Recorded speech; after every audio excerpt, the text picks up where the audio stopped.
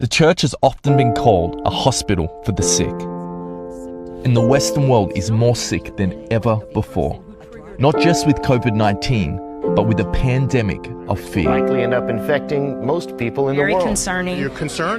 Very. Coronavirus panic shopping. Yet for the first Sunday in history, many church buildings look like this. Virus has church after church Dozens canceled Sunday services because of the Churches outbreak. will be suspended. What does this mean for the church and for the world? If the church is a building, then what happens when they're closed? If it's an event, then what happens when they're cancelled?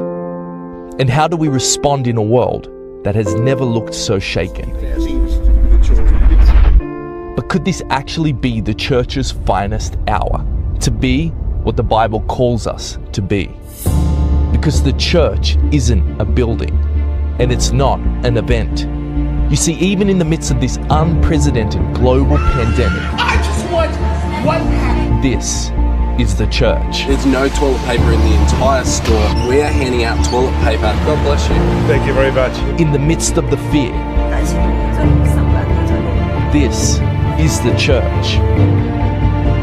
In the midst of isolation, We need to talk about border. this is the church.